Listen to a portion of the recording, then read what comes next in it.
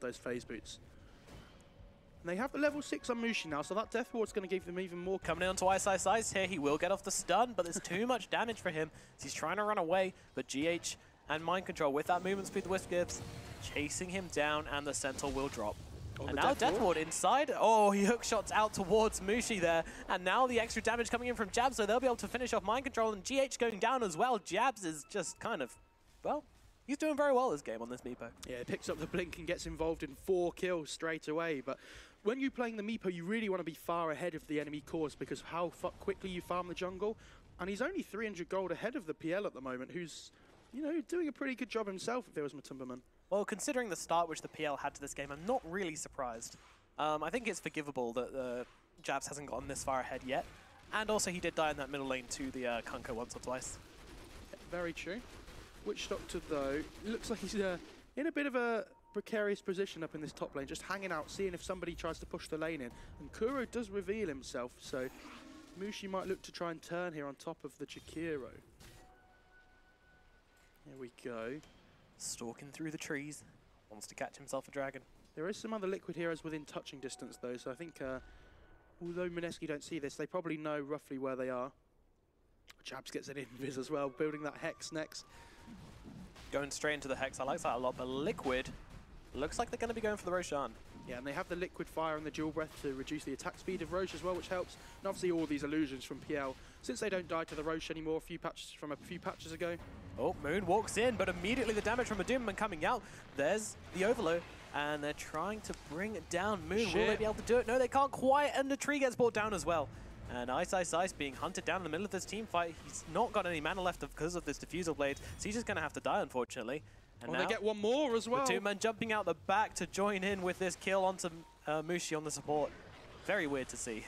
Oh, Ninja Boogie brought the back for that fight as well on the tree, and he just couldn't achieve anything with it.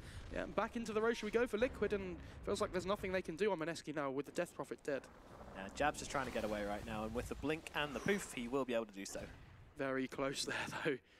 Cutting it fine on Jabs. Yeah, this is when PL gets this Roche, all of a sudden it's a much easier game for PL because the main problem he has at the moment is when the Meepo blinks on top of him and uses the net.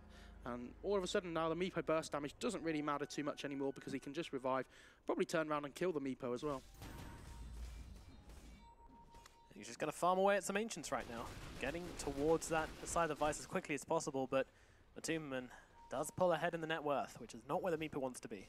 Yeah, and it's going to be pretty difficult until he gets that Hex online now. I think he needs to try and dodge the fights for a little while before he gets that Hex, and then try and look for some more pickoffs to help Mineski get back into this game. Feels like we haven't been able to see Mineski on the front foot like we usually see with this big team fight lineup they run, and that's probably because of this Ice Blink's been delayed for so long. They really want to be able to control the tempo with that, and it's just not there at the moment. Just been dying so much on this Centaur, it's really unfortunate. There is the drums on the Clockwork as well to help with that movement speed in terms of chasing people down. Gives him some more stats as well, which is really nice. Meanwhile, Meepo farms the enemy jungle, just trying to keep his head above the water in this game.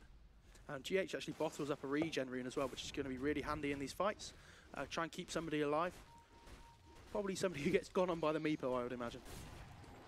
Yeah, they don't tend to live very long when Meepo finds them. Uh-oh, Kuroki. Ninja Boogie is here. In comes Jabs as well, and he's just going to get his salad washed. Meanwhile, the DP's been thrown up into the air. The boat to follow. Moon is going to go down inside his own base, just being completely destroyed by Matumbaman, Miracle, and GH, and they will get to work on this tower, and they will need to bring someone back to defend from this. Otherwise, they're going to lose a tier 3 at 16 minutes 50. Do they have any TPs? They don't have a TP on the Meepo. Oh, dear. This is not good, and the tier 3 is going to fall down here. Meepo, you need to start heading back, buddy. Well, Mushi comes in from behind, immediately throwing out that Death Ward, and that's actually a ton of damage onto GH. They will be able to pop the Ball of Light, but Matumbaman is still alive, and he's got this Aegis as well. Ice once again just going down in the middle of the team fight. Not a whole lot he can do when he's out of mana. Mind Control just trying to hook shot away, turning it around onto Moon. Moon is out of here. Ninja Boogie just trying to survive. Now Meepo is coming in from behind and will be able to take down Mind Control, but it's now Jabs versus Miracle. Does get the nice net onto 2, trying to finish off the Kunkka and the Matumbaman at the same time, and just can't quite do it. And Jabs will fall. Yeah, this is the problem with the Meepo against the Kunkka. When that boat comes through, it's so much AoE damage for you to deal with, and that was the dieback on Moon as well. Ninja Boogie doesn't have buyback. Meepo has it, but he's not going to stop this Rax going down by himself. Well, middle racks, they're going to fall. Centaur Warrener is missing, says Mind Control. I mean, he is back. He has got a blink stun. That's true, but Miracle has a Daedalus as well as his armlet now. And we're 18 minutes into the game. Meepo doesn't like this AoE damage, I'm afraid, and with the boat damage coming through with the Tidebringer too, it's looking pretty rough for Mineski. It feels like it's only the Meepo that's relevant for them at this point in time. You saw Moon pop Exorcism and run in, but Matumbaman just killed him instantly with the diffusal damage. Yeah, he didn't survive very long at all, really. Oh dear. Mineski starting to feel the heat right now as their Meepo pick. You know, it was nice. I actually feel like Meepo was kind of not that bad. I thought it was an okay Meepo game too, apart from possibly the Kunkka, but they just haven't hit the ground running with their side lanes. And well, he's done well this game. It's really the other heroes on the side of Mineski which have struggled to pull their weight, I would say. But this is the thing, because he's dragging so much attention away, there's not really that good roaming 4 potential that we see from Mineski. Like, the tree's nice, but it's quite defensive. Well, tree will be caught coming in. Gonna try and throw down that overgrowth, and with the and the death ward as well coming in the backlines. They've completely cleared out Miracle and Kuroki. Now turning it around, trying to get Matumbaman. He does still have this Aegis, so only bringing him down once. Meanwhile, Mind Control waiting in the wings. Moon just trying to block that hook shot. Never mind, moves out the way, allows the hook shot to come through onto Jabs as he gets that net once again, trying to bring down this PL, but it's just too much damage. Jabs is gonna go down. Matumbaman, it's gonna. Oh, he's actually dropping really low here, but he's juking them out the wrong way. Matumbaman making it to the tree line, and Moon realizes just way too late that Matumbaman is just going to sit in the trees, TP out, and, well, Mineski fall for the old 1-2. What a play by Matumbaman. He uses that doppelganger just before he was about to die, brings down Jabs, and then jukes him to the side with the illusion. That's absolutely ridiculous. And like you said, they just fell for it, hook, line, and sinker. What a play. Liquid, they're 30 kills up and 6k gold. Yeah, it's with the mid-racks down. I think if they didn't have the mid-racks down, it might be okay for Mineski, but that one fight mid before just absolutely ruined them where Jabs couldn't come back in time. Oh dear. Well, they already had the Aegis by that stage, so I think like whether Jabs was there or not, I'm not really too sure if they could take in the fight. I think maybe Mineski would have gone down anyway, but we don't know that. They were missing some heroes, actually, so maybe it would have been fine. Anyway, Miracle going to come and clear up some creeps here. Ninja Boogie is watching, but doing nothing but watching from the tree lines. Yeah, it's very difficult. He just takes some damage, but it's cool. very... That's pinged out. Yeah, they see it with the effect. Miracle does have the blink now. Another regen rune for GH. Good. Cool. How is this? How does this just keep happening? It feels like the stars are aligning for Liquid this game. On the Radiant do scan out the Kunkka, so they know he's there. They kind of have to run away here, it feels like. X marks is onto Ice, although they're actually going to try and turn this one around as they silence a bunch of them. Good using that Exorcism, now the overgrowth with the Death Ward on the sidelines. They're trying to bring down the Matumbaman. Can they do it in time? Meanwhile, Jabs on the backline trying to take out this Kunkka. He knows how much AoE damage the Kunkka can put out. If he brings him down, he should be a bit safer in the fight. Will be able to finish off that Kunkka. Now looking for more. Matumbaman just out of here, and it's actually Mind Control on the run. Clockwork.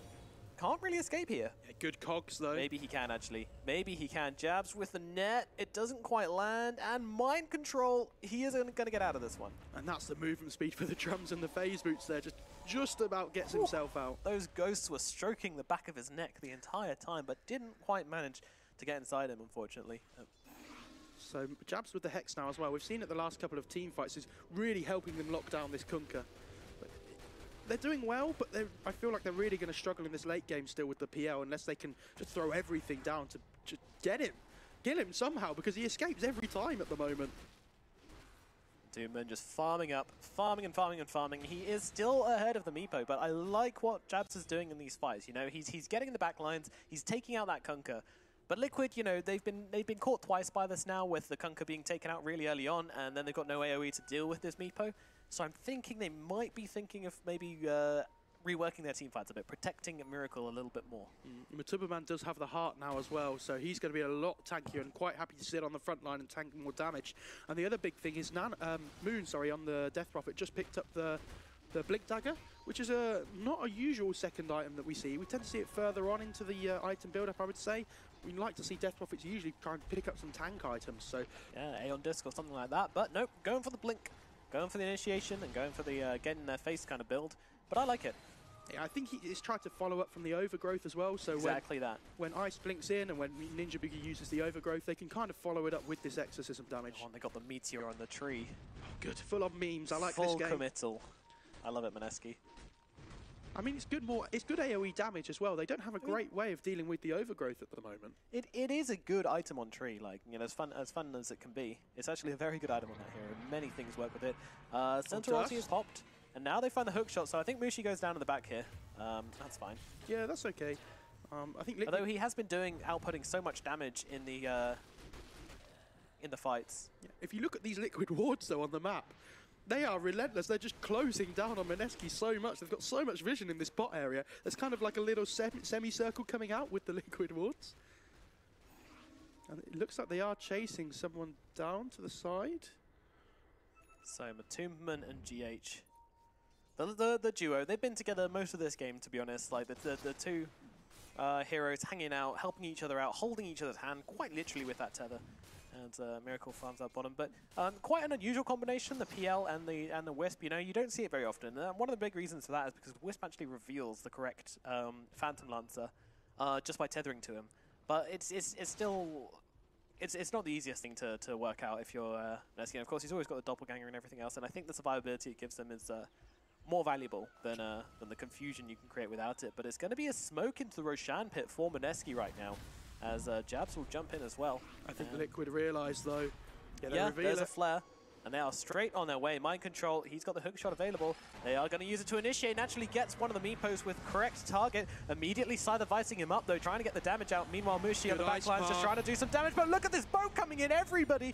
Oh no, Jabs actually managed to stun Aegis just before he dies and immediately coming back to life. Now turning it around. The overgrowth is there. Jabs is in, trying to do the damage. In comes Kuroki though. He throws down that ice path. Miracle is down. Matumberman as well.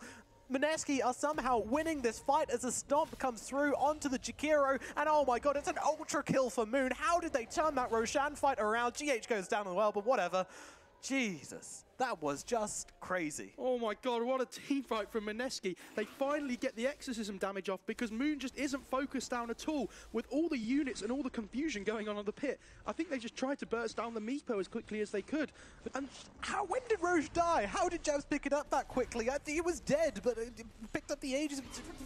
That was, I'm losing my mind here. That was, how are Mineski turning this game around? Yeah, and with this Meepo, they are going to push towers quickly, and they might look to force the high ground here a little bit, get some chip damage maybe. No, okay, and the Jabs is like, Moon, get the hell out of here, we need to be careful. Now that you've got that lead, you really don't want to throw it away. And this is the other advantage of the Meteor Hammer. You can split push the waves out, and it feels like they've been lacking that this game because Liquid have been doing a great job, especially on Jakiro, on Kuroro. He's been doing a great job of just pushing these lanes in all the time and forcing Mineski to deal with them. Jabs just going on the Ancients here. They're just going around farming, you know, they don't need to push anymore, they can wait. I mean, they didn't get the Aegis, which is, well, they did get the Aegis actually. They didn't get the Roshan either. But, you know, they got the Aegis, immediately wasted. Roshan actually went to Liquid. It didn't go to Mineski. So a little bit funky, but now that Meepo hits level 25, now he gets a plus 600 health. Level 26 minutes, level 25. Just Meepo things, you know, he's going to be so much more difficult to bring down. I saw... Tags on the Centaur. Nice. Okay, so that's going to give him that unrestricted pathing for his whole team, and also, of course, the damage reduction as well. Yeah, the damage reduction is really good against Miracle this game as well on the Kunkka, with that crit coming through and the boat too. If he uses that during the Centaur roll. Ninja Boogie finds a courier with that route, and I think Mind Control just messed up his hook shot as well. Good ice path though. They have the site available. They've got the Sentry and the X marks as well. Back in he goes. He pops the overgrowth actually just before he goes down, just for fun. Yeah, I'd like to see a Lincoln's coming up soon from Liquid to deal with this Hex from the Meepo. Otherwise, he's going to need another way from his team. If they do get one. Yeah, that was a good pickup by him. Kind of already thinking ahead. And obviously, it's more burst damage for all the poofs coming through too. I like this a lot, and it's very good at saving someone from the PL if they get gone on, especially Moon too. Well, it looks like Matumberman and GH is setting up for something here. They're hanging around. Flare will spot out Moon, and Moon very quickly backs off. And look at Ice and Moon just on the other side of these trees here. Yeah, it feels like something's brewing in the winds, doesn't it? It does, doesn't it? They've got this vision from Mineski, though, from that ward. Oh, perfect flare. Spots them out completely. Yeah, and it's pretty difficult for Mineski here. Liquid, they just back a tiny bit and smoke up. Yeah, and they're just going to use these visions on the, the illusions on the PL to scout here. Ice is in a pretty... Oh, Moon just got critted hard. That's pretty rough for Moon. And when Miracle gets his second Ageless online, It's only going to get only going to become more damage. Yeah, they need to take out this Kunkka to start off these fights. Shot onto Mushi here, and with that Centaur though, he could just run out of this oh, he's got a blink, right? He got a D-Ward though. Oh, big. And they'll also kill Jakiro. That is the Exorcism pop though, so they only lost the Jakiro for it. I think Liquid are going to be relatively happy with that, especially after the great disengage from Ice on this center. Obviously, it's so easy for them to disengage after the hookshot now because they can just fly over those cogs with the Stampede. It's pretty hilarious to watch the Witch Doctor just run away like that. Just, oh,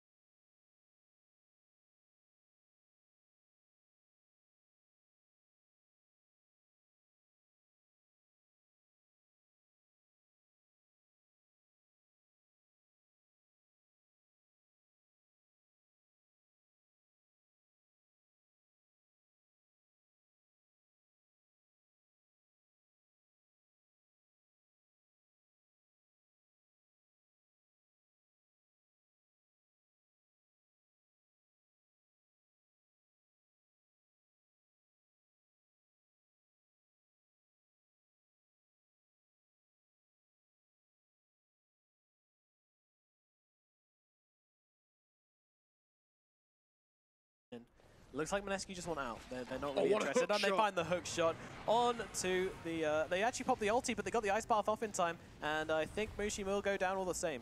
Yeah, very good timing by Kura there to follow up with the Ice Path so that the Stampede meant Mushi couldn't escape for the second time in a row. Yeah, no, he got out the first time, I think. They saved him with the ultimate the first time they used it. Sorry, couldn't escape for a second time in a row. Oh, I see. So even as British casters, the syntax is a little bit odd there. It's like, anyway, we won't discuss the meanings of English grammar. We'll talk about Dota instead, unfortunately. So they are going to look to push in this bot lane now, but Ice is in a good position to try and cut the creep wave here. Let's see if Liquid can punish him. He's just bailing now. He's just out of here. Oh, that Ice Path would have been on point as well. It would have been amazing if Kuro hit that one. But even so, even though he didn't, the prediction still is top notch. And this lead from Liquid has really been cut down since those last couple of fights. Mineski, it feels like they've weathered the storm a little bit and given themselves some time to get back into the game, especially on this Death Prophet, who was really struggling before. But at the same time, I feel like the Meepo's chance of being that kind of, the biggest hero in the game is kind of gone. Like, Meepo's strength is that he gains XP so ridiculously fast. And, with the... Now, once he hits level 25, you want to be on top. You want to be... That's your go time. I do agree, but at the same time, he's always going to have that Hex available with that pick-off potential. So he is always going to be relevant, but I agree that he falls off more from that high-impact hero we see towards the beginning of the game. That's the thing. You look at the side of Mineski and, coming past kind of the 30, 35-minute mark, which we're already at now, what real significant damage do they have? I mean, the Exorcism's going to do a bit, and Jabs is going to do a bit. On the Yules on the X. Enough? Is it enough? Yeah, they don't quite manage it. You got to be really precise with that Yule's timing. Most of the time, it's not going to work. It must have been very close to being right there, though. It looked like it was going to go off to me. Oh, GH, great relocate there. Sends them all the way back to safety. And Ice does have the pipe now as well to help deal with the Jakiro damage coming through. Even the Kunkka with the boat, too. It's pretty nice. So they're going to smoke out. Meanwhile, the Meteor Hammer comes down at mid. And Mineski have some good vision here as well. Yeah, the Yules comes out. Throw up the Kuroki here, and now with the Death Ward as well, just a bit of extra damage on their Spirit Vessel is out. Moon trying to catch someone, and I think Kuroki does go down here, just to the ghosts. Right click from Mushi, finish the job. Again, that's an Exorcism used on Mineski, and they only got a Jakiro kill for it the same as last time. So Ice will find Miracle, but he's got an Invis rune. Wow, that's fortunate timing. That's a classic, isn't it? It felt like there wasn't really too much follow-up there by Mineski anyway, so not too much to worry about. I feel with the Stampede, they could have got over there pretty fast, I think. Yeah. Hard to say. I think this third Roshan that's going to come up at some point soon is going to be the big thing for both these teams, because the Refresher Shard on the DP means that they can win a fight with the Exorcism and then pop it to push again. And with the Cheese or the Aegis on the Meepo too, they'll probably put the Cheese on the DP. It would be huge for Mineski to get that one. And just as much for Liquid, if they can get the Aegis on the PL, they're struggling to kill him once on Mineski already. So killing him twice feels like it's a little bit A little bit of a stretch. Yeah. Okay.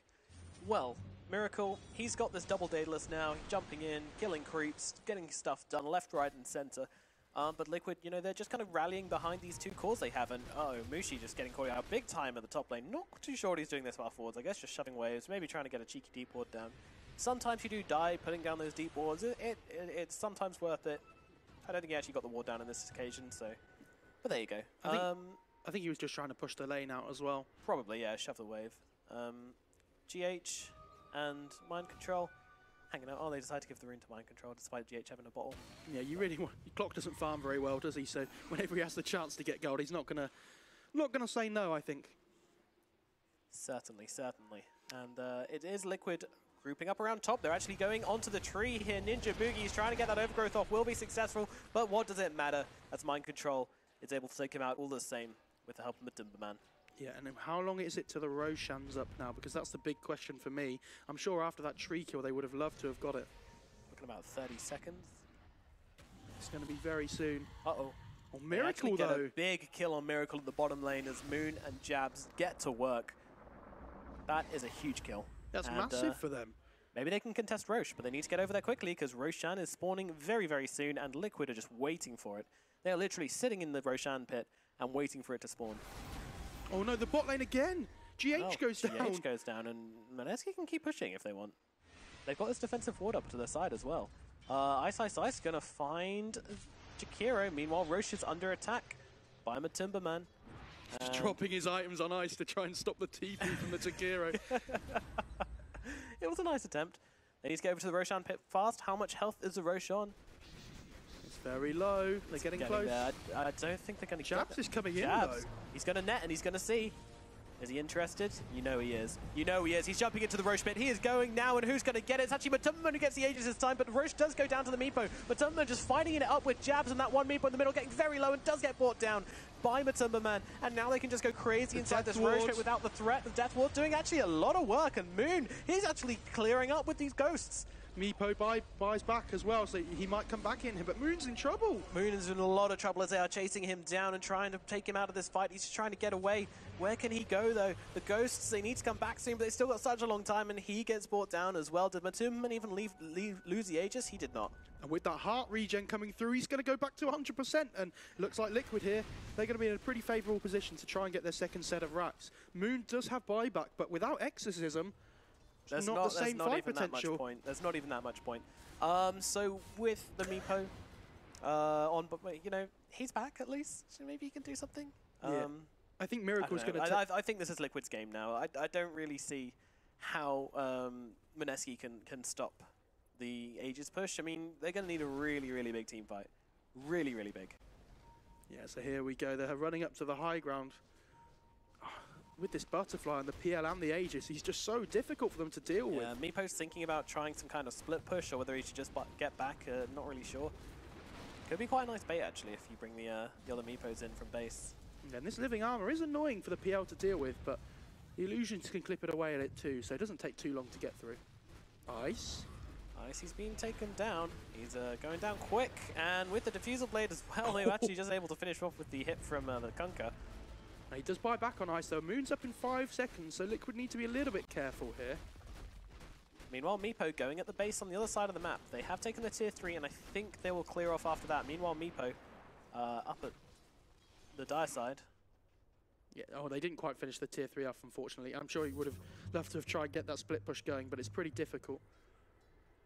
Liquid just doing a good job of playing around their observer ward here. They don't want to get smoked upon and be in an area where they don't have the fight vision advantage. And PL does pick up that crit strike now at level 25, so yeah, his damage output is very high now. Hitting even harder this game. And there's a 50% Tidebringer cleave on the Kunkka as well, so these 25s are really quite huge for Liquid. Can really make the difference. Yeah, all of a sudden their damage output just goes out the window, doesn't it? Very scary for the side of Mineski. But, you know, they've proven against odds that they can win team fights with this lineup. The Exorcism, it does a lot of damage to them. The Liquid, they can't be overconfident here. Yeah, and with the bot lane pushing in as well now for Liquid, they don't have to worry about the Meepo split push, so I think they're going to try and really force something here. Yeah, I was just edging forward a little bit more.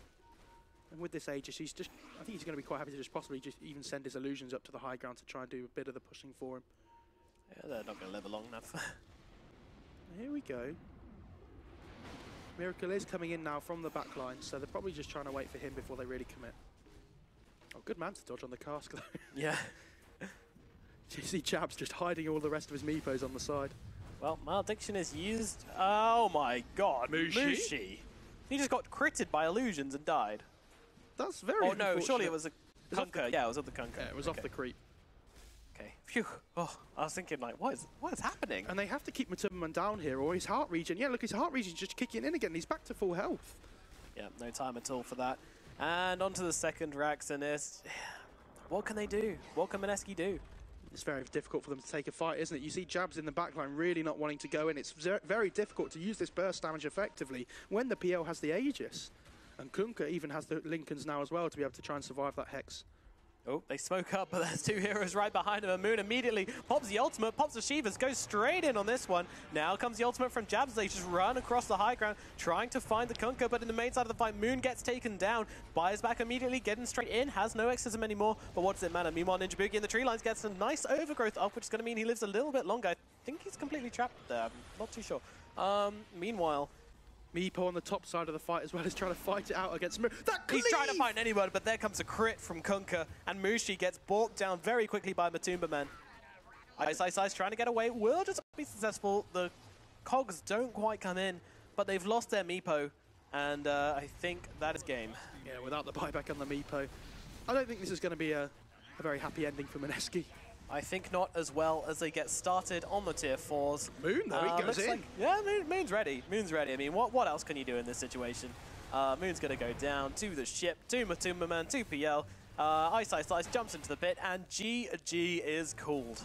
Yeah, great game by Liquid there. It looked like after that second Roshan fight when the Meepo got the Aegis away and they got the cheese on the DP, it looked like Mineski were going to be able to turn it, but they never really got into the high ground again, did they, at that point? And without being able to push the waves out for them, it felt like Liquid were always dictating when the fights were going to be, happening. It felt like the PL, he had a really good start, and they didn't really have an answer to that hero. The Meepo's nice, but when the PL keeps up with the Meepo in farm at the early stages of the game, that's not what you want as the Meepo.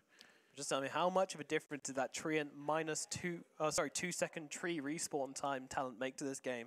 Absolutely loads. And you can see Mushi at the moment saying, Ice, why didn't we just pick you techies? Because then we would have definitely won that game. True. That is probably the conversation that's going on right now. Well, I hope you enjoyed game number 1. Unfortunately, it wasn't a victory for the Meepo, but, well, I'm sure the panel can tell us what Mineski did wrong.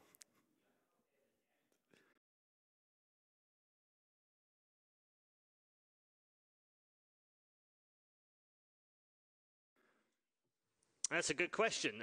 One I'll put to the panel members for sure. And I think you guys have got it right down there in the commentary booth. They picked techies. That was a straightforward, easy win for the Ice team. Right, Cap? Paul, stop trying to make techies happen.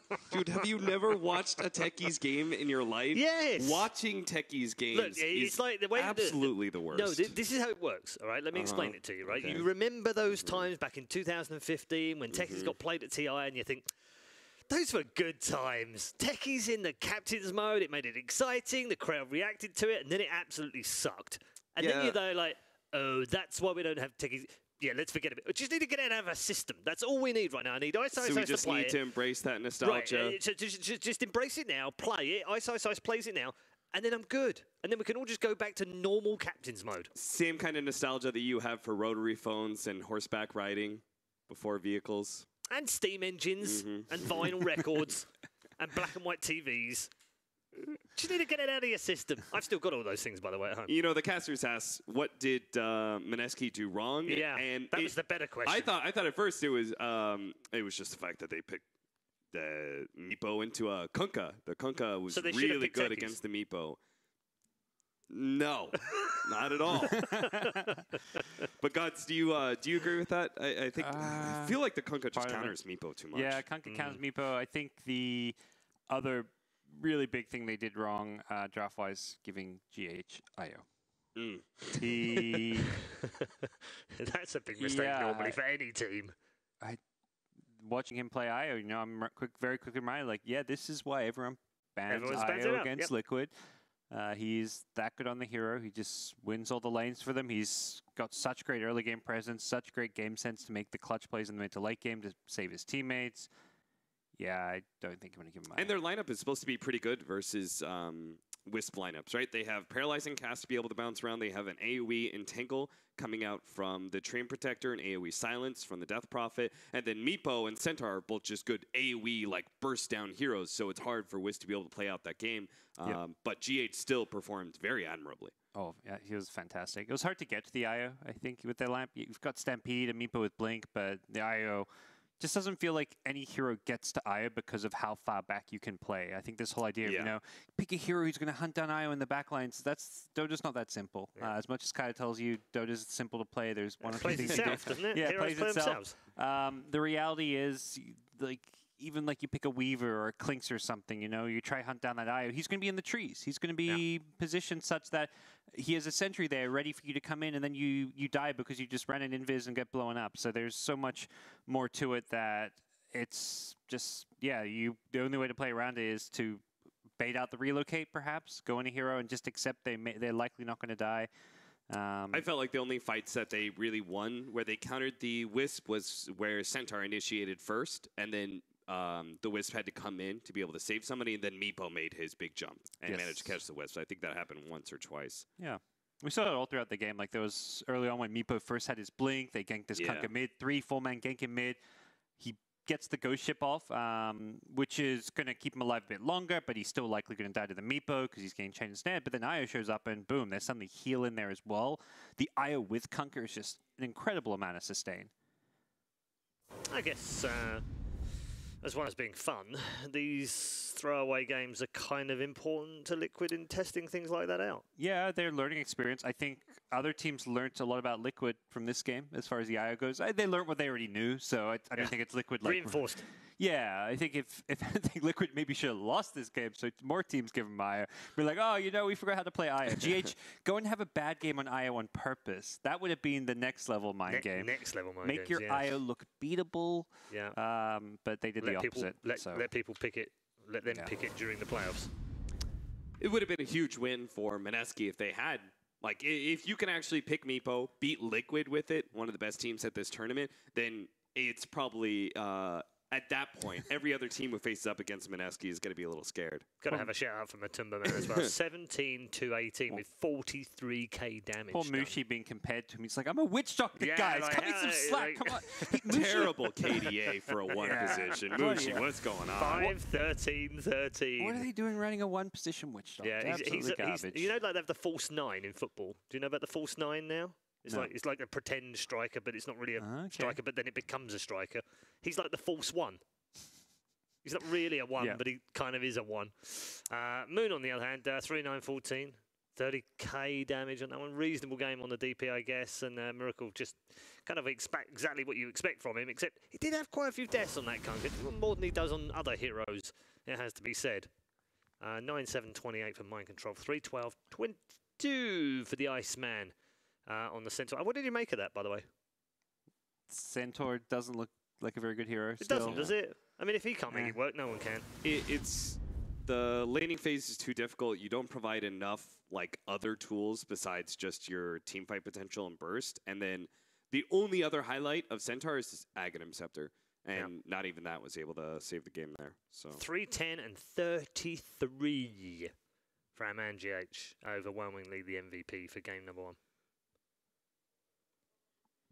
I'd agree. Yeah. No arguments whatsoever. No, I was thinking, I didn't realize he died 10 times. I'm like, I didn't feel like his death was too bad. You know, you save someone, then you get pulled back. You might die here or there.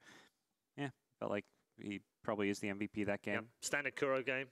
Standard Kuro game. I like the Treant. I think that was a hero that is definitely still, I don't see as like, oh, you shouldn't be picking that based on that game. Right. I think teams will still be trying that here and there. Had a lot of potential in these dual offlane kind of meta where you want to have these 4 positions that go and help the offlane and contest the lane a bit. So would expect some more Treant. Maybe not in the playoffs, depending on which teams are here, but definitely in the future. There is one really important question, however. I wonder if I can still find this question.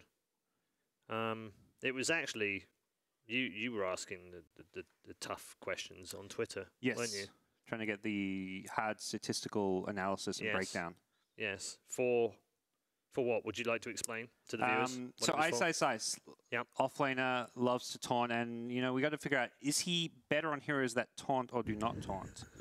Where does his expertise lie? And okay, what offlaners don't taunt? A Baden.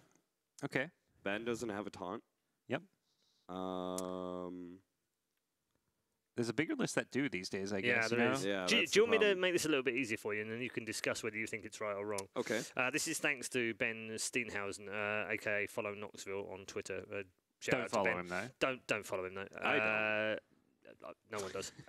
He says, Ice. In games with a hero that has a taunt, capitalist, he is 203 wins, 125 losses, or 61.9% win rate.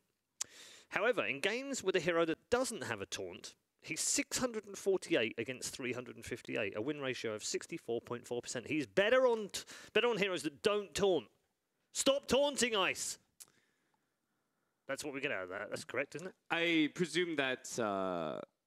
I mean, what about the heroes that didn't have a taunt? Yeah, we asked that. Well, God's asked that. Ended up getting a taunt at some point in time. And did not regulate it for dates when taunts were added. It was pretty amateur stats work. It was amateur stats work. And do you know what the reply was as well? Perfectly legitimate, tough question to ask a stats man. Yeah. You would have thought it pretty easy for a man of his caliber, right? No. Apparently, he says, Parker slightly adjusting the question to help support his position sounds like a stats man. I have no position or stake on this at all.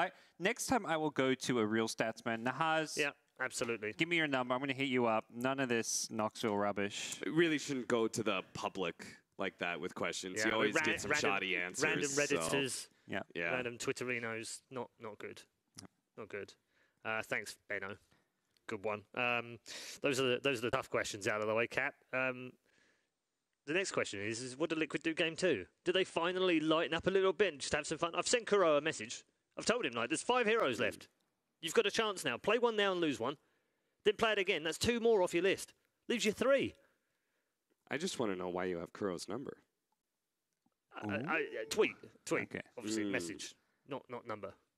I feel for me, perhaps, they want to just stay focused. This is, they've come here, team, they really want to win their first major. They've also won the last 2 Epicenters, so we want to defend our title. Yeah. And I think they feel perhaps that if they have a throwaway game where they do something a bit clowny, yes, the game doesn't matter. Maybe they just think it could throw them off. That's what they did do at DAC, you're right. They did do that at DAC in the latter parts of the group stages and just threw bits and pieces in there. He played, I can't remember what heroes there was in the end, but it was some very strange heroes. See, I was thinking about it the opposite way. I thought that we're more likely to get the clowny game now.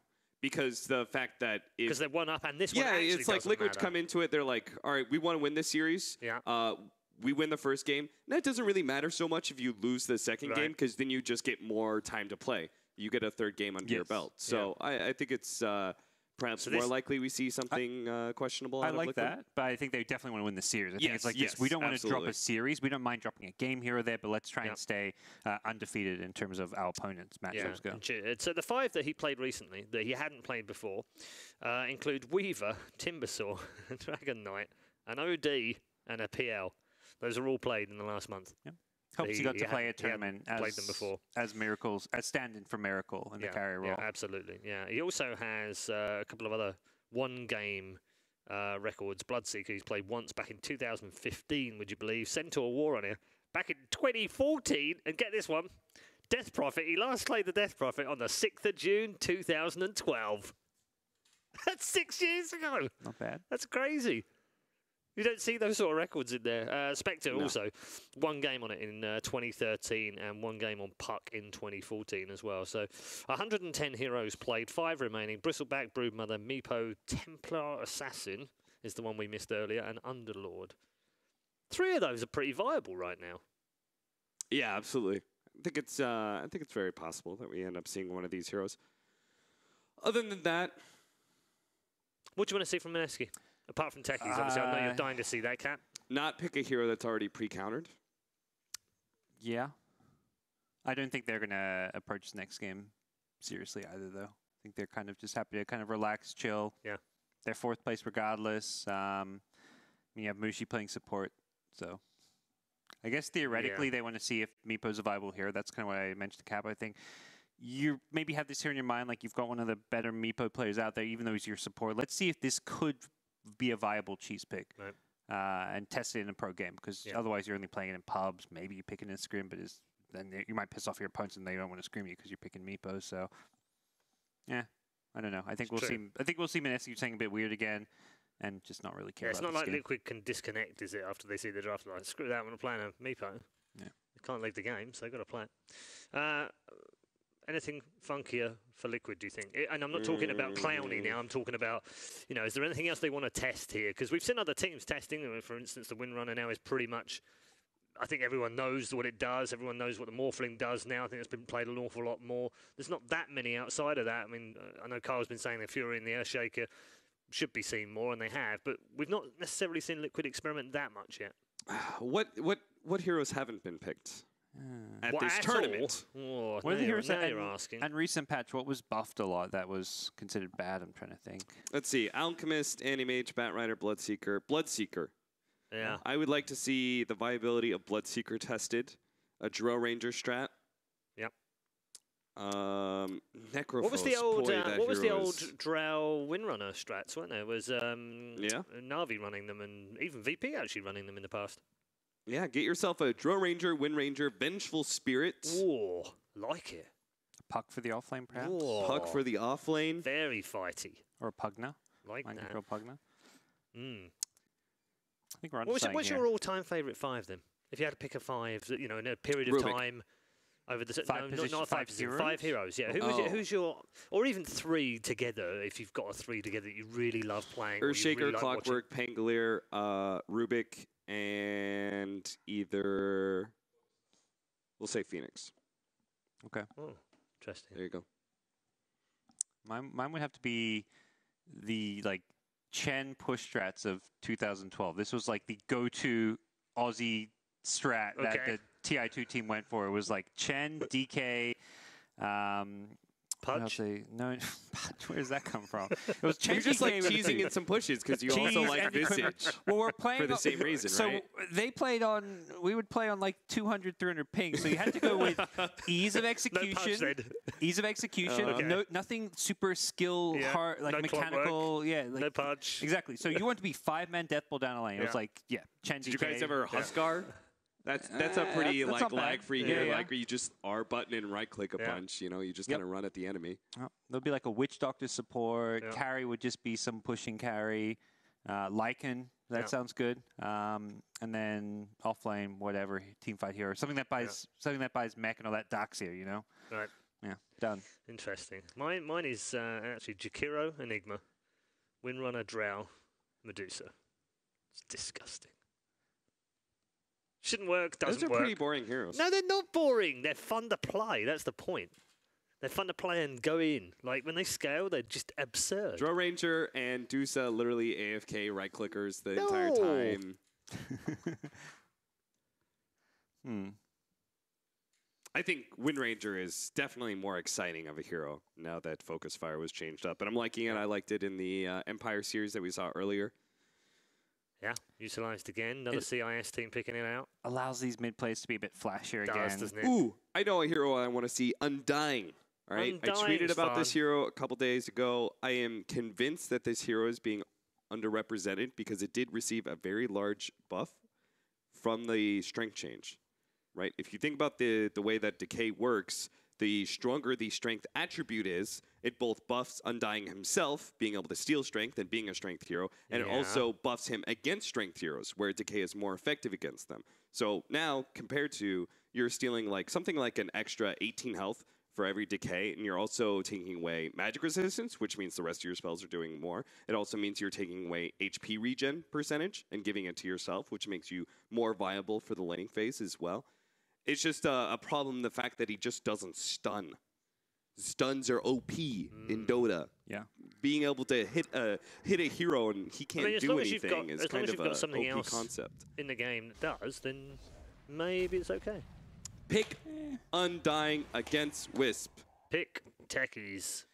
Let's go. It's over. 2-0. I've been picked.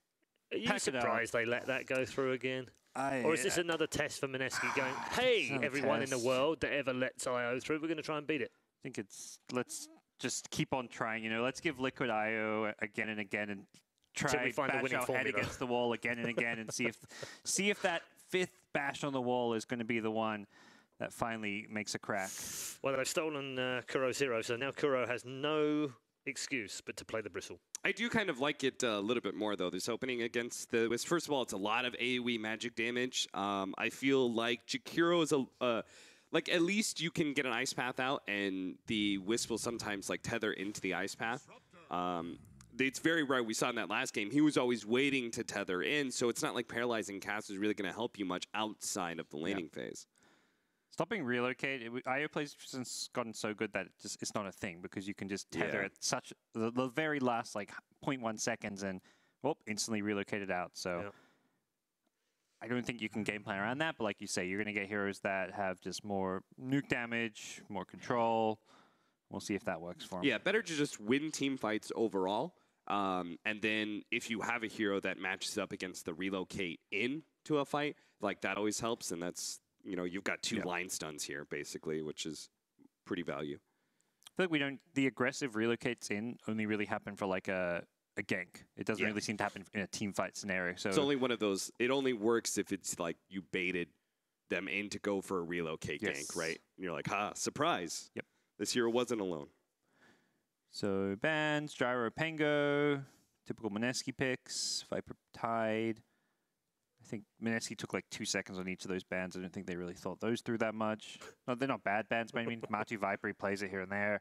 It's kind of a liquid pick. Tide, I don't know. I think Mineski just like, let's just get through this draft. Yep. Let's get on with it. Without taking a little bit of time to pick. Don't think we'll get to see Jabs get to have fun. It's like last game was the Jabs game. His team was like, all right, we'll try this Meepo. You have fun. Now this time it's ice. It'll be someone else. Magnus for him probably. Maybe, yeah. That's one of his favorite heroes. I know. You don't like Magnus, Paul? No, it's not that I don't like Magnus. It's just I want ice on Techies. I just want to see him play once. Magnus Techies skewer into mines. Not the exact same as it used to be because you can't stack landmines, so it doesn't work in the lane as well. But yeah, that would have been funny. Still, the remote mine traps you can do. I feel like more like the safer option is getting the Venge Techies. That's the ultimate one. Yeah. Come on, Kuro. 3 more chances. What's the stable core hero for them? No IO Beastmaster. For whatever reason, doesn't seem like Liquid have been going for that IO Beastmaster. Popular with teams like EG. Well, you definitely don't want to get into team fights here with this team. They've got the cleave option. They've got a lot of AoE magic damage. I think you want to play the split push and pick off game. Maybe it's like a lone druid game or something like that. But Clockwork for mind control, continuing to run this Wisp clock. Seems like the Wisp really helps enable the Clockwork's laning phase and allows him to be aggressive against these solo supports who are trying to cover their safe lane carry. I love IOs when you can like TP to a lane and turn a gank. Like often what you'll see is a dive will happen like a 2v1 or 3v2 and it's like, okay, we have this kill, but IO TPing in, heals him, you turn it around, and Clockwork's like the perfect hero to do that. So Mineski, typically you see Magnus, you're expecting some kind of carry that gets empowered.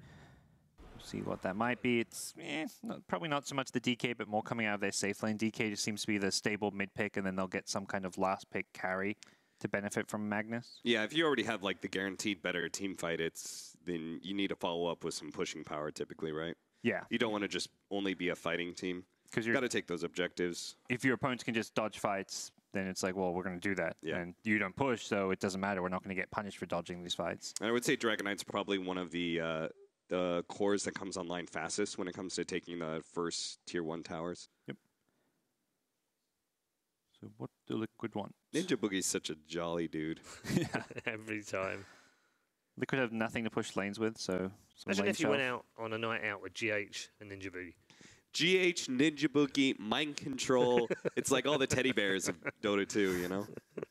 You just want to squeeze them. Yeah, you just go out and you just wouldn't be able to stop smiling the whole night. You'd have a lot of fun. And it is indeed a lone druid game. Yeah, I was just thinking that. Liquid not messing around. No, these are very, very safe Liquid heroes. Do they put a 5th that's slightly off the beaten path? They come up with something slightly different. I think this is where Curtis turns to Miracles, like name a hero. Yeah. Could be And mid, he could be safe lane. says Slark would have Storm actually been Spirit. great. Yeah, there we go. Storm versus Mag, I like. It's pretty hard to catch him with the RP because he's just so mobile. Slark against Magnus, we saw how good that could be when Na'Vi beat VP. Very good against tanky cores, which is what DK Magnus are. Very likely they'll last pick some kind of a melee hero as well to benefit from Empower. I like it too. I'm a little bit concerned about some of the AoE damage that they have, but other than that, like maybe it's just an earlier BKB game or something. Troll might not be bad, just to guarantee that you have better late game against whatever Magnus combination they're going to be having. Beats out whatever right-click core they're getting. They could just try and like really boost up some of their early game, and one of the fastest rotating heroes is like Gyrocopter. Safe Lane Gyro comes online around the same time as a Clockwork, and they just run around killing things really early. Right. Wow, that's slightly off the beaten path, I guess. It's not a traditional Miracle hero, or actually a Liquid hero. I mean, Miracle has played it, obviously. I like the hero. I mean, it's his 4th most played of all time. Lincoln's but it's been a while, right? He's played 1 game on it this year. Lincoln's is super value in this game. They have 2 instance stuns, but both of them are blocked by Lincoln's, and it's a nice combination of a split push here as well as a team fighter. Yeah, like you see the draft and like, oh, there's a ton of disables and lockdown for an Ember, but I think because of this big team fight lineup that's coming your way, kind of Ember-esque hero sounds great because he's going to split push the waves. Yep. He's going to be elusive. He is kind of hard to catch even when you have all these disables. And you may fall into that trap of let's try and hunt this guy down, but he gets Lincoln's, like you say. You end up wasting your time chasing him. I would actually like Mineski just take the late game here and get like Troll, Slark. Guessing that deals with the split push a bit, I would say. I mean, DK is not very fast, doesn't move around very well. Slark Bandit, but the Troll seems decent. Might not be a terrible Lifestealer game if they want to play more for killing the split push heroes. Carry Nyx Assassin. Doesn't he have like a plus like 120 damage talent or something, Nyx? He has some carry talent, plus 45 agi. Yeah, it's an agi talent. Because I always think to myself, this game, I'll get that talent. Whenever I see it, I get to level 20, I'm like, this game, I'll get Ethereal Blade. It'll be that game. I finally get Ethereal Blade. It never happens. Yeah. There we go. Lifestealer you mentioned, Cap. Why did you like to mention the Lifestealer? Lifestealer versus Lone Druid, Lifestealer versus Clockwork. Laning phase is favorable for both those matchups. And then you've got a Sand King. You get a Sand King Burrow Strike stun on a Lone Druid with Lifestealer inside, pretty much guaranteed dead, right? So it's taking the idea of being able to shut down these split pushers and then still gives you a great Magnus hero, right? Yeah. Good combination. Predictions, gents? Which way, Cap? I'm actually going to go Mineski here. I really like the team fight setup that they have. I think the Lifestealer is just good enough to be able to pick off. I'm not fully convinced this Ember Spirit's going to have a great game. If he has a really good laning phase and stuff and gets a fast Lincoln's, I'm just not sure that's going to happen. Not sold on the Ember either, but I do really like Matu playing the Lone Druid. I think it's very hard here to deal with, but more than anything, it's GHIO. They've got a second way for Ember to be kept alive with the relocate. Did I just bet against GHIO? You bet against GHIO. Would you like the opportunity to change immediately? What are you thinking?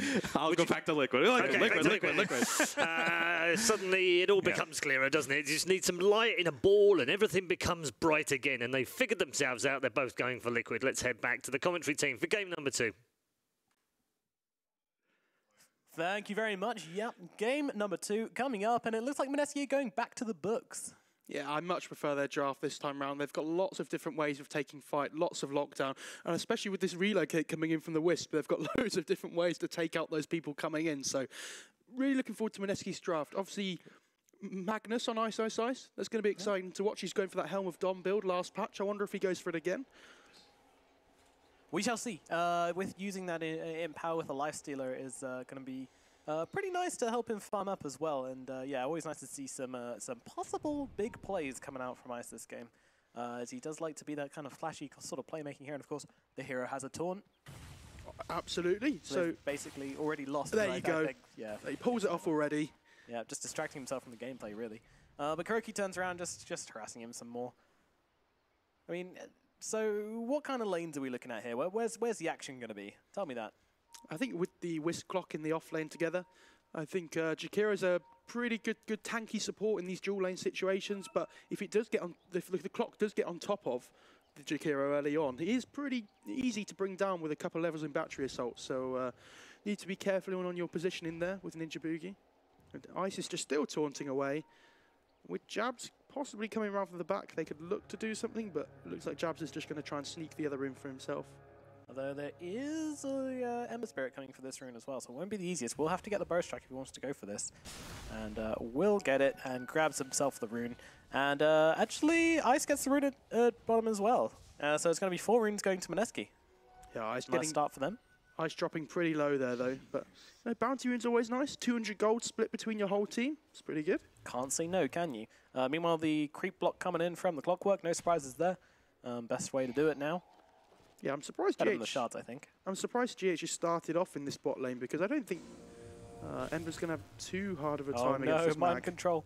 I think he might have deliberately let that creep go actually to get it denied and get the creep wave pushing in his favor. But Ice taking a lot of harass here from GH and KuroKy, as he's going to have to skewer. Oh, nice skewer actually, cross the river. He does have the salve as well, ready to turn back. Jab's now going to take some harass as well, but I mean, these two supports, he's actually going to go down here, my word. That was quite the kill, as, well, the duo of GH and KuroKy are able to find themselves an early kill. Meanwhile, Mind Control taking a little bit of harass here, but he's going to be all right. Yeah, so I asked why I started in the bot lane. There you go. There's your answer. They get the first blood on Jabs. And I think they know Mind Control is going to be quite happy to just soak some XP up here. He had obviously had the cogs to creep block the wave and put it in a favourable position. Well, GH destroys some trees whilst coming into KuroKy. And of course, no tree respawn talent for them, so won't be coming back anytime soon. And with the Ember having a really good start on this, and the Druid seems to be doing pretty well against the DK as well. With both the cores getting enabled in this early game for Liquid, I feel if he can get that Linken's Online like they were talking about on the panel to block the Burrow Strike, block the Dragon's Tail, he's going to have a decent time, I think, coming into this mid-game where he can just... Mushi in the top lane, getting pretty low. It's going to use that open wounds defensively to get himself away from Mind Control with that battery assault. Yeah, there isn't the salve on the lifestealer either, so going to have to play around the edge a little bit here for Mushi. Still has that feast, and with some tangos, will bring him up quicker than usual, but still not a massively fast regen. So, and Mind Control will be looking to take advantage of that as well. Meanwhile, Jab's coming into this middle lane just to zone out Matumbaman a little bit. No real possibility of a kill just yet. In fact, Jab's probably just passing by. Not even going to tap Matumbaman once. There's no point. Yeah, it's very difficult for him. I think he understands that there's not much he can do down here while there's 3 heroes to help Ice. So I think he's going to head over to the top lane because Mind Control's having a great time at the moment. It's very difficult for the Jakiro to zone him when there's very good kill potential from this battery assault. Has to play it carefully, and Mind Control is more than ready to try and take advantage of the Jakiro's lack of escape and potential squishiness. But Jab's coming in and does miss the Burrow Strike on Mind Control. GH can't quite get on top of the Jakiro there. GH did come in pretty quickly there on that Wisp. And he's just everywhere. GH Wisp is something else. Meanwhile, Ice trying to chase down KuroKy here. Does he have that Orb of Venom? He certainly does not, but he does have boots. Is that going to be enough to get this kill? Something tells me maybe not, as he's only level 1.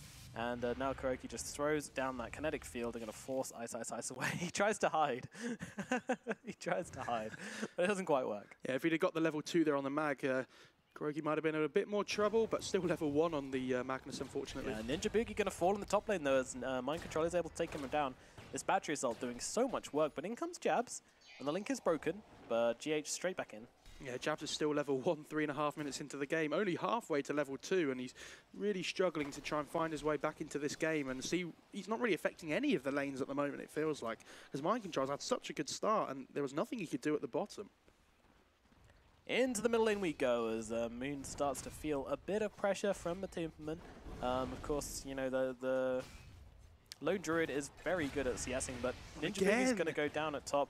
And Mind Control is just not letting up the pressure here. Mushi just trying to farm up creeps, but it's a pretty brutal lane as Mind Control starts to assert his dominance. And Mind Control says, it doesn't matter if I can't pull your creeps the first wave now. I'm just going to cog block them and be absolutely fine when I come to this lane, because it secures him the level 2. So when he gets the Battery Assault and the cogs, it's easy for him in that lane. Overcharged bear. Nothing to mess with. As if bears weren't scary enough already. Especially here in Russia. Yeah, true, true. Around every corner. Miracle getting a kill in that bottom lane onto ice. Yeah, behind the tier 1 tower as well. That's so aggressive. Deep, very deep. But up at top, yep. There you go, pops the mango as well. Yeah, celebratory mango. Moon. He looks like he's going down here as they do have the right-click damage to follow through. Jab's going to TP in and go for the stun onto the Disruptor, and with the tower attacking him, it's going to bring him a little bit low, but GH immediately there as always. And this Wisp player is just out of this world. Yeah. I reckon he can go pro one day, this GH guy. He's very good, isn't bold he? Claim, bold claim. We'll see how it goes for him. Got a long way to go. I'm very surprised that Mineski led it through the draft again, because he did so much work before, and you can see already 5 minutes into the game, he's doing it again. I'm really worried for Mineski at the moment, though, that Ice is having a really horrible time, Mind Control's having a great time, and Ember's getting complete free farm. And a kill as well, yeah. Ember's having a pretty fantastic lane at bottom. Right now, it's hard to see where the fault in Liquid's lanes lie, as Moon getting harassed back out again. I mean, so how should Mineski be playing this right now? Because obviously things are starting to fall apart for them right now. You know, you've got Mushi with a bit of farm, but his Jakiro keeps dying. Moon just really kind of losing out in this middle lane. What do Mineski need to do differently? They need to try and shut one of the lanes down at least, because I think all 3 cores on Liquid are having a great time. Like, even Clockwork's having a great farm. Lone Druid's quite happy to farm against DK, and that's down to Jabs. He needs to sit in a lane and really try and win one of them. Look at this damage onto Jabs. I mean, the glimpse back as well. And with the overcharge, Kuroki and GH are just hitting so very hard. Moon just kind of wandering past, not really too sure what to do with himself, as Matumaman's coming to join as well. Yeah, GH is doing a great job of just being able to kite these heroes around, especially heroes like Sand King, where unless they get some levels online, they really need to be getting close to you to get that burrow strike off. And this early on in the game, you know, this Disruptor hits hard. Like, it's with overcharge, it's no joke how hard this, how much damage Kuroki can put out on a support hero. Every hero hit hard this early on with overcharge. So you see GH just using it on this catapult to try and kill the tier 1. He even has the salve as well in case it starts to get attacked. Other heroes, I'd be worried that other players, I'd be worried they got picked off in this situation, but not GH. Like, you know he's fine doing this. Yeah. And tier 1 tower down to half HP already. When Druid gets level 7, probably not going to be looking to stay around for long. Okay, so Mineski, you know, not the best lanes right now. Still doing okay on Mushi, but Miracle having a fantastic time. They do have the RP, the Burrow Strike, and the Dragon Tail all to deal with the Ember Spirit. So we're expecting, like, we talked about the importance of Linken's Spirit on the panel as well. Are we expecting him to go straight for that Linken's after the Boots of Travel, or are we still expecting a Battle Fury or Radiance or something? I don't think he'll rush one of those key items first. Matumaman does have the Midas, sorry. And I think he'll go for the Boots of Travel. He might possibly go for the Linken's, or he might go for something like a Veil first if he wants to. If he's going for the magic route, or if he is going for the physical route. I think Linken's first is fine before you start to build into that kind of right-click damage. Ninja Bee could be in trouble here as Kuroki's just waiting for the glimpse. And then with the Kinetic Field inside a Cogs, 2 layers of security, although actually gets forced out of the Cogs there. GH? I think by the amount of units in there. Meanwhile, GH the hook shot overpowering Mind Control, and he's just not dying. He's just healing up so much as GH pops a salve, and with the overcharge as well, and everything GH's got to give. Mind Control will be fine. I love that Mind Control's gone for the phase boots again as well. We saw how much work it did last game in terms of chase and running away potential. He's like, yep, why not again? I can just hunt these heroes down like the Jakiro. And you saw it right there. Yep. Moon's even in trouble now as those orbs coming in, and the speed of Mind Control is just ridiculous. Now with the Kinetic Field as well, these 3 heroes are actually going to go for this. Matumaman's coming over as well. Right, they'll back up. Liquid are doing a really good job here of drawing the attention away from Miracle and forcing fights around their strong heroes at the moment, like the Lone Druid and the Clockwork, and which allows Miracle to kind of come into the game, get his levels online, get his farm, before they have to fight around him towards the later stages of the game. Well, GH looking for the rune, and oh, guess what? It's a regen rune. Does he just, I reckon he types in dash spawn regen every time, doesn't he? And it feels like he's always getting that one. Yeah, he just slips Ice Frog a tenner under the table every game. Please PayPal me. Oh, great chains Patreon. there. Yeah, this Ice could be in trouble here as Miracle finishes him off without too much difficulty. And yep, there's that regen rune being popped by GH, and Miracle's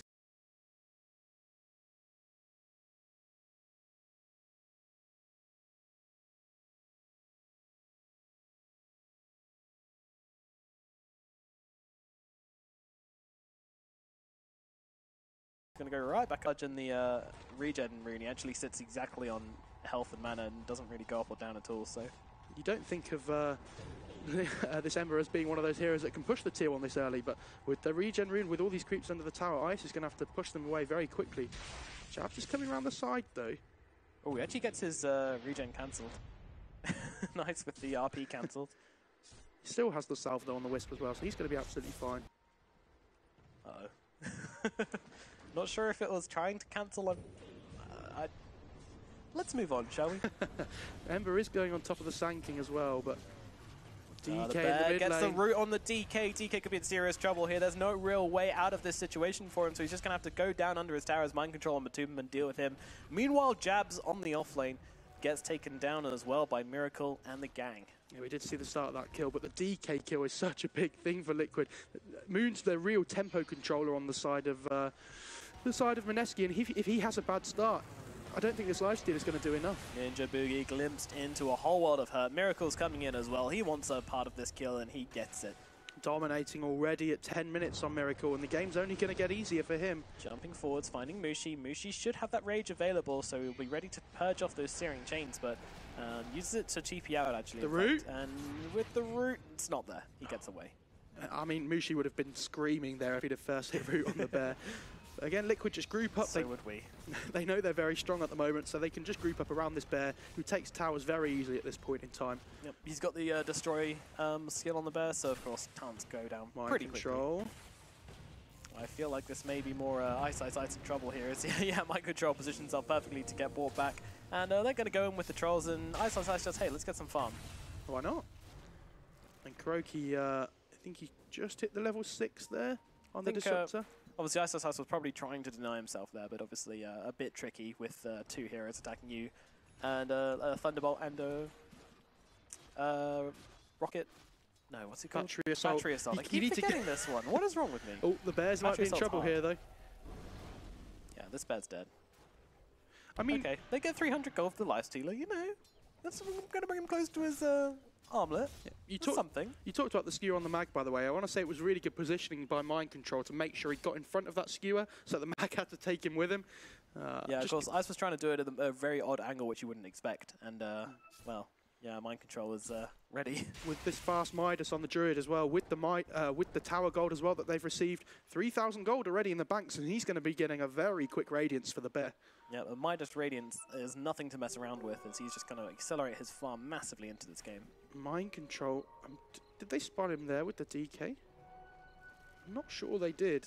He is invis though on the DK from the runes, so mind control just passes him by for now, but it looks like Moon really wants to try and get a kill on this Druid here. He knows how important it is to bring him down before that Radiance comes out.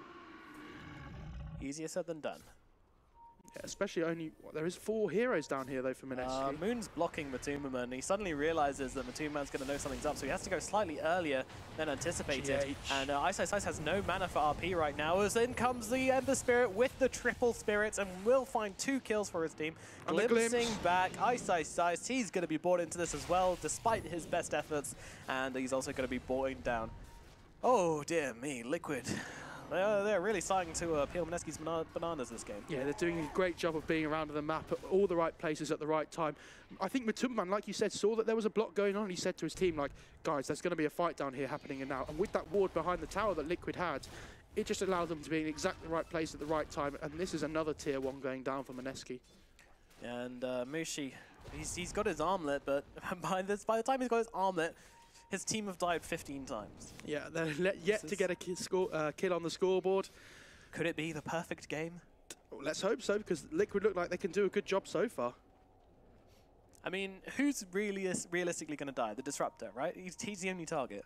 Yeah, they need to get this blink on. You just leave the Disruptor in base. And They need to get one of the blinks up on these initiating heroes, the Mag, the DK, or the Sand King, because they've got no potential to get kills at the moment unless kind of Liquid run into an RP or like run into a Burrow Strike, and it just looks like it's not happening at the moment because Liquid are playing the map very well. They certainly are, and with this Radiance, it's just going to give them so much more map presence. I mean, you can just use that bear to push out the lanes, get yourself more map control, and basically free up more space for your team, as if they needed any more. Well, there's a relocate going into top lane as well with Ember Spirit. They're going to jump right away as Jabs gets a Burrow Strike, but there's 3 heroes here, and Jabs just can't find any way to escape from this.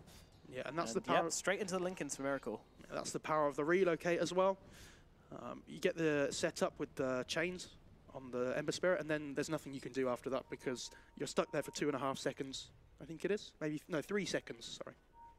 Well, game number 1 saw, you know, a convincing enough laning phase for Liquid, but then Mineski managed to come back a fair bit on the backs of their Jabs Meepo, but this game, I'm not so sure. We have seen their potential to fight in the mid game though, and they do have some really good team fight spells, so I wouldn't count them out quite yet.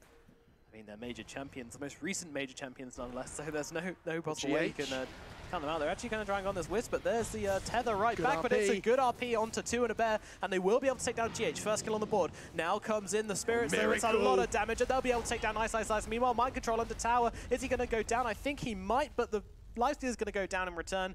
Meanwhile, the Ember Spirit, he's going to get that chains off. Nice ulti from Kuroki, actually, holding Jabs and Moon back, but Miracle, I think he's going to fall here. He just about will. Jabs does fall down. Moon versus the bear, versus Matumbaman, and versus Kuroki, and he's actually going on Matumbaman here. Kuroki, what can you do? He's just trying to attack him. He's trying to zap him. The Dragon Tail just wants to get him range for it, but can't, and now gets glimpsed back.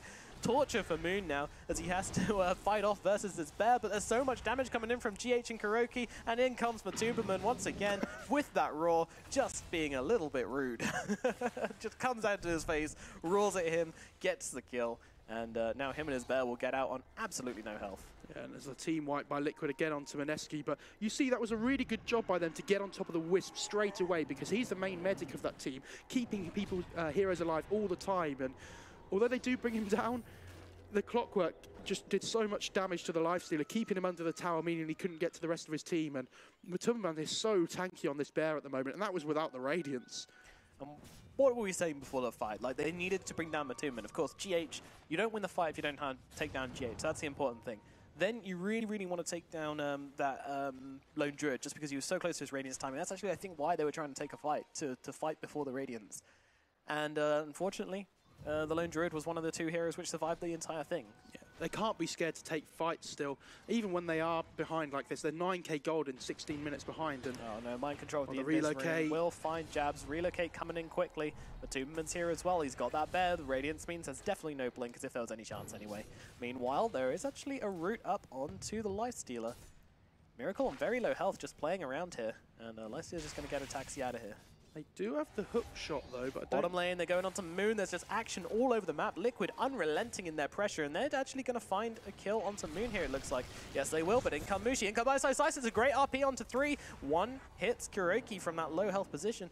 Now just trying to get away. If they get a root here, oh no, he finds the root, uses the fear to stop him getting that rage, and that is another kill on the #1 position on Mineski. On Mind Control through. Ice Ice Ice thinks, Jesus, why is there heroes all over the map? How many players are there on Liquid? And Ice Ice Ice just can't get away right now. Well, actually, Jabs will come in with the Burrow Strike, and Mind Control.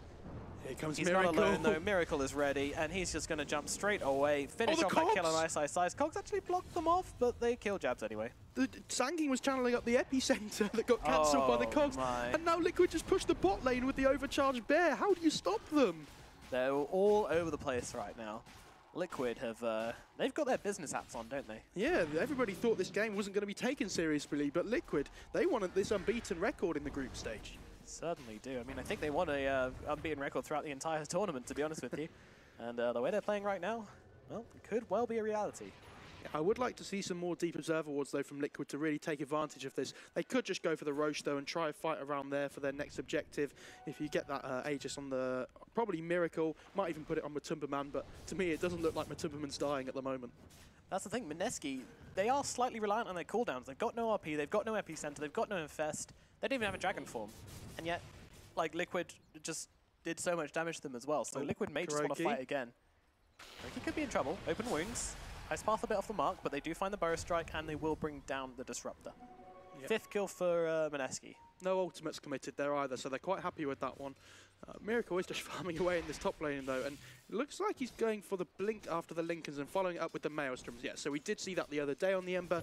Obviously the Maelstrom can proc from the Sleight of Fist, so it's a pretty good item on Ember now that it gives some good but Moon in the middle lane, they're trying to bring him down. They find that route. Mushi coming in from the sides, but Moon's already dead. Mushi going on to GH here, but realizes that this maybe isn't a fight as Jabs jumps in. He just cancels the relocate. Trying to get out. I think Jab's just trying to get as much attention off their Lifestealer as possible as Mushi tries to find his way out of this fight. But GH, he's there. He gives the overcharge to the bear, and they are going to find that route onto the Jakiro, and with a Sleight of Fist to finish it off, Miracle gets a double kill. Mushi, they're still giving chase. RP tempting. Doesn't commit. Oh, the chains. Ice is in trouble. He's just baiting out the RP, but Ice just TPs and dies. And this big bad bear is not stopping, is he? They don't even need to go for the Roshan Liquid. They're just walking all over Mineski at this point. It's so difficult to take fights with their lineup when they're behind in this game. They really wanted to be in front and get their blinks online and just be so aggressive, but... Overpower on the bear. Look at those barracks go. This is 20 minutes into the game, and these barracks just don't stand a chance.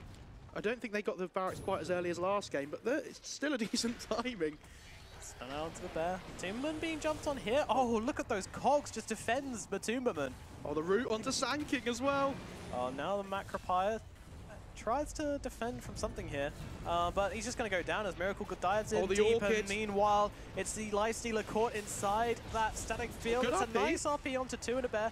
But unfortunately, it doesn't look like damage there. Though the ice to the Epicenter as well. They have the damage. They can only take down Mind Control, though. It is a really good attempt at a fight, and if it had been earlier on in the game, it would have been a good Rampage. Fight. He's going for it. Miracle, Ninja Boogie. He's just attacking him down, and GG is called, and he will actually Ice Path up. He's just going to sit still and let him have it. What a champion. Yeah, fantastic by them. I said Orchid at the end. It was the Static Storm, by the way, with the silence. But Miracle just gets that good early laning stage for them, and they never looked back, did they, Liquid? They were always on the front foot, always being aggressive. Mind Control played amazing on that Clockwork as well, being the really hard tempo controller for them, just being everywhere, involved in every single fight, it felt like. Yeah, just like the pressure and good Dota. Yes, exactly. #1. Anyway, yeah, just pressure, unrelenting, and you know, that's Liquid. The best teams in the world right now, they're all about the objectives, right? Like, they just take objective after objective. They don't waste any time. They're always looking for the next thing to do, the next thing to take. I mean, who does it better than Liquid? Absolutely. And any teams that are watching this, if you don't ban GHIO, I'm going to hunt you down personally, because this guy is too good at Wisp. We saw some incredible plays, both game #1 and game #2. I mean, the saves, it wasn't even the relocates, it was just jumping in with a tether, saving. I mean, the save on Mind Control from up on the cliff, so many big plays that game. I mean, you got to ban GH Wisp, surely. Yeah, the main thing is in the laning stage, he feels like he's always in the right place at the right time. He's always there. Whenever you think you're about to get a kill, he always jumps in at the last second, wands you up, and just really a pleasure to watch, to be honest with you. Absolutely. All right, so MVP for the game? GH. GH? No, really? Yeah. Okay. Quite surprising. All right then, well, we'll let the panelists get into this one, as it is a 2-0 for Liquid. Back to you guys.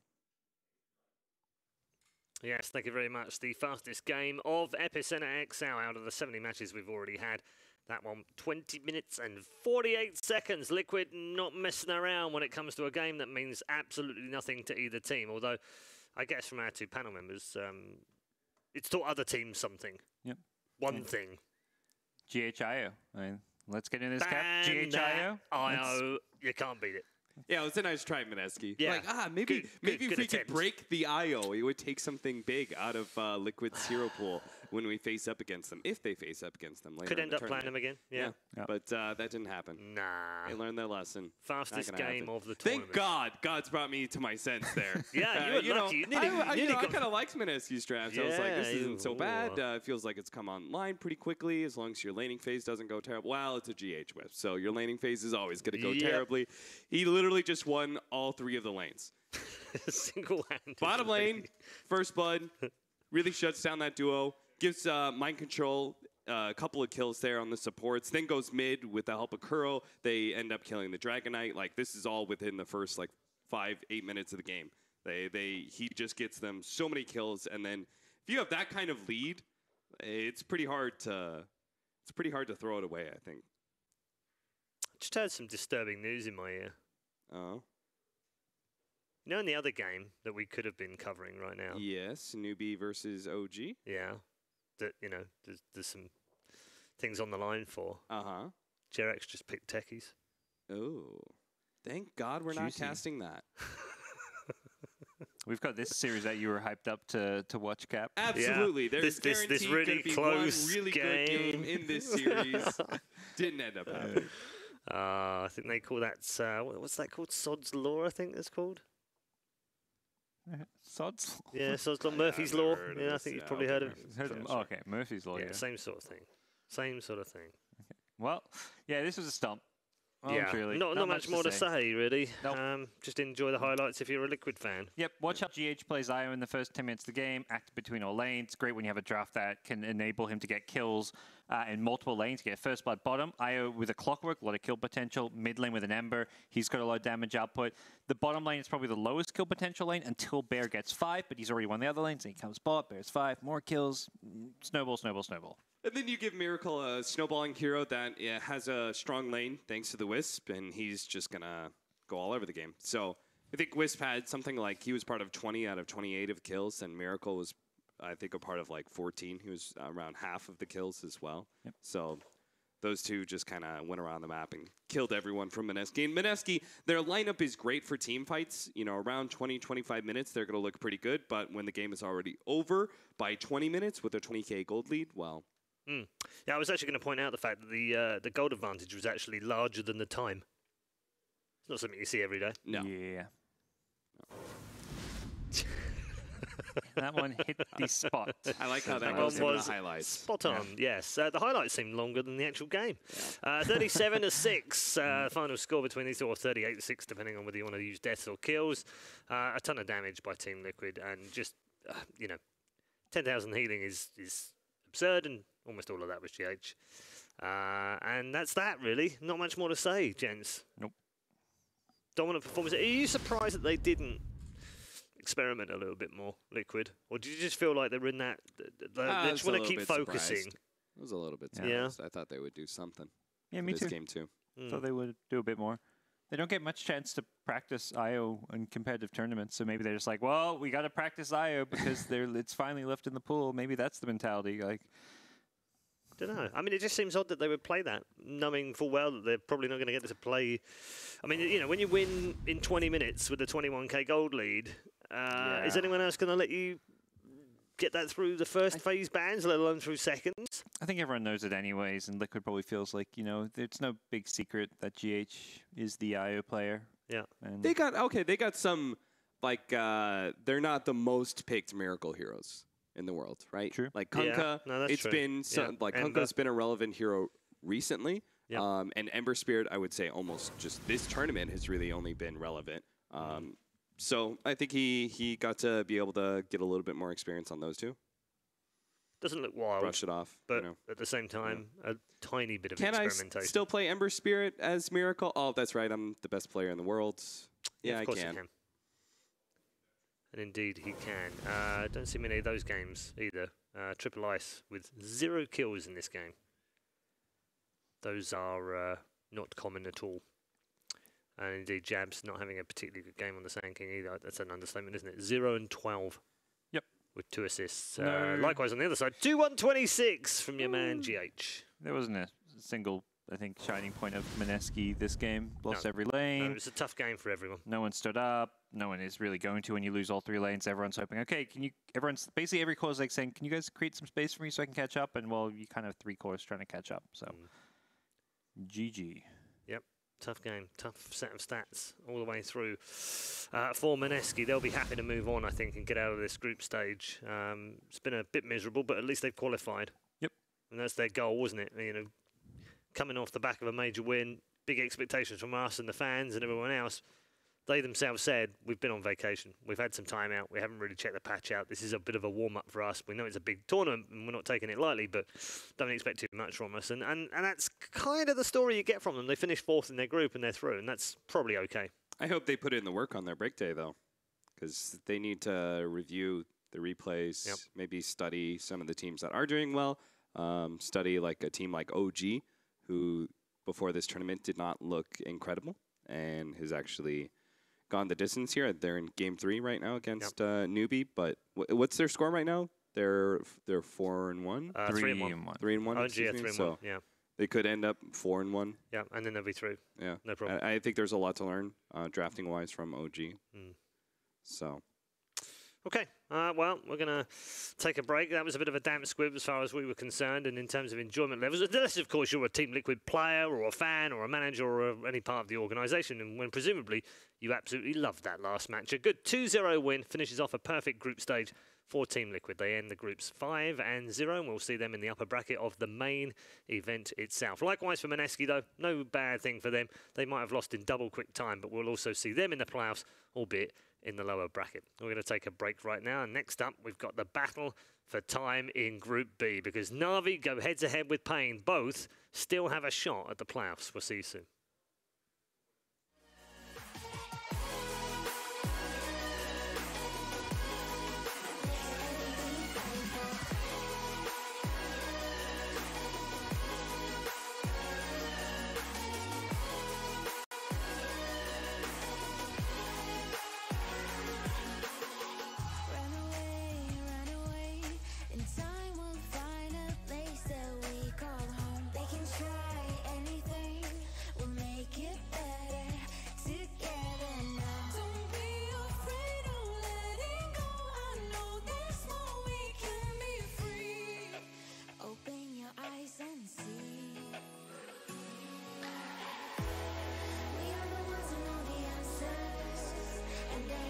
Gonna hold us back. The sea is rising like we dancers.